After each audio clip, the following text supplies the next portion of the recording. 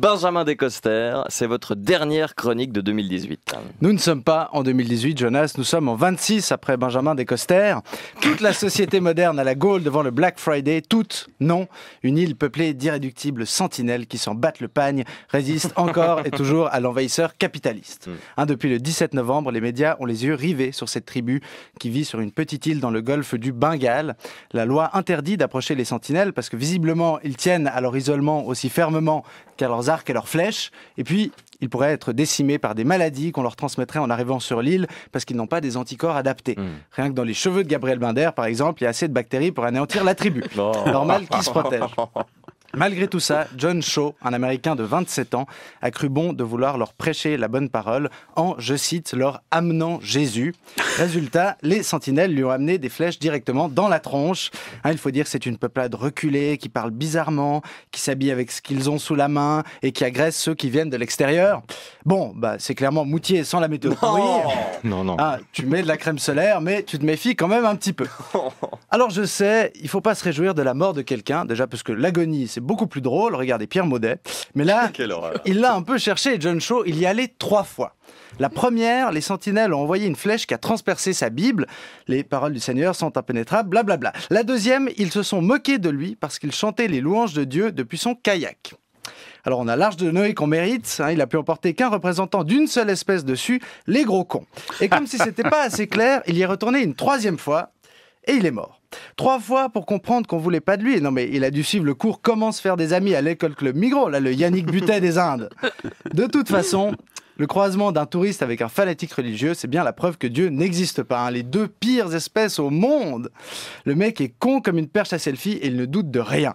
Il s'est pointé en disant « Mon nom est John, je vous aime et Jésus vous aime, voilà du poisson. » Alors, vu qu'il ne parle pas l'anglais, ils ont dû le regarder avec le même œil interloqué que mon chat qui m'observe en train de me masturber. Même si, l'attaque des flèches est un peu extrême dans cette histoire.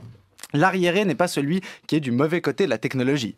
Et puis, on peut se l'avouer, quand on se balade au centre-ville et qu'on croise ces gens qui veulent nous parler de spiritualité, on troquerait bien l'iPhone contre un arc et des flèches. D'ailleurs, dimanche dernier, vraie histoire, sur la place de la Riponne, je croise une dame qui distribuait des flyers sur comment avoir des relations harmonieuses avec sa famille. Alors, tu vois assez venir que le but, c'est de te faire couper les ponts avec tes proches pour être avec Dieu.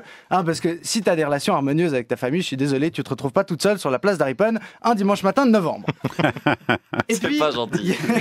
Il y a ces affiches dans certaines villes de Suisse romande, je ne sais pas si vous les avez vues.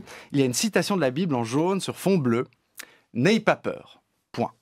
La première affiche au monde dont la fonction est de te rassurer d'avoir lu l'affiche. Mais revenons à John Shaw, qui maintenant ne l'est plus tellement d'ailleurs. Quelle horreur. J'étais obligé. L'affaire a beaucoup fait parler. La preuve, on le fera tout à l'heure dans l'émission. Même Alexis Favre est allé de sa chronique dans le temps. Alexis Favre qui a cette capacité à s'écouter parler, même à l'écrit, c'est prodigieux. Mais non. J'ai lu ce papier avec... Pas du mal du présentateur d'Infrarouge, vous êtes cinglé. Non, pas les collègues. J'ai lu ce papier avec le même œil interloqué que le chat d'Alexis Favre qui l'observe en train de se masturber sur ses propres interventions à Infrarouge. Arrêtez. Non, mais c'est normal qu'on en parle. Il faut dire que les sentinelles fascinent. Cette tribu a 60 000 ans comme Alain Morisot. Ils peuvent potentiellement mourir d'un rhume, mais ils ont survécu au tsunami de 2004, contrairement à plein de touristes. Ils ont observé le comportement des animaux qui avaient changé dans les jours avant le tsunami. Comme quoi, l'invention de la chaussette, de la sandale et du all-inclusive n'est pas le stade ultime de l'évolution. Si tout le monde valide ce meurtre, c'est peut-être parce qu'il n'est pas si barbare que cela. Hier soir, Jonas, je me suis demandé si notre société moderne n'était pas plus violente que les sentinelles. Bon, d'accord, c'était parce que j'écoutais les participants de chorus chanter faux. D'ailleurs, comment vont vos oreilles, Jonas ? Quelle horreur. Vous avez répondu à la question. Allez-y. Cette histoire des civilisations reculées nous amène plein d'autres questions. Lampedusa est-elle vraiment plus accueillante que l'île aux sentinelles ? Que va-t-il advenir des 100 000 autres missionnaires chrétiens qui parcourent le monde ? Et pourquoi est-ce que Fernand Melgar n'arrive pas à faire des photos de bonne qualité de tous les Noirs qu'il prend pour des dealers ? À notre échelle, on peut retirer une leçon de la mort de John Shaw, surtout en cette fin d'année. Soyons empathiques, essayons de nous mettre à la place des autres à Noël avant de leur offrir le bouquin qu'on aurait aimé recevoir.